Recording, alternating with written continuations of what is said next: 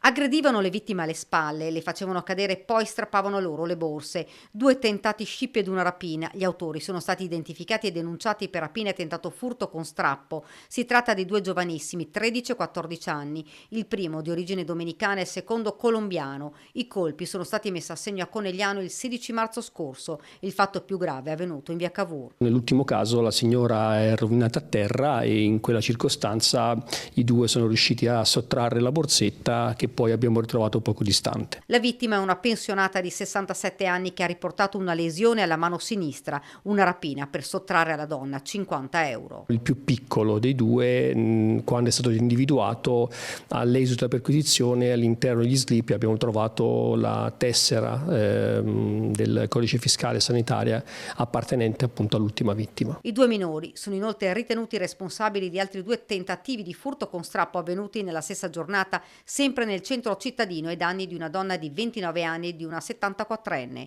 I minori sono stati identificati dai carabinieri del nucleo operativo e radiomobile grazie alle telecamere di videosorveglianza e ai testimoni.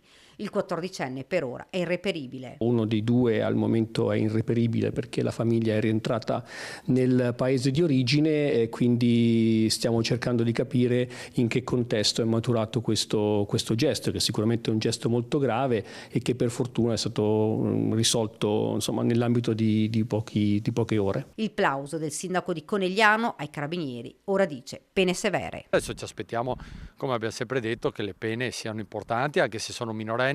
Ci preoccupa anche l'età assolutamente giovane dei 2 ragazzi, uno dei quali era scappato da una comunità, però ripeto, ci dà anche la serenità di vedere che le forze dell'ordine sono sul pezzo e, come sempre succede sul nostro territorio, grazie anche alle molte telecamere che sono predisposte, sono stati identificati e assicurati subito alla giustizia.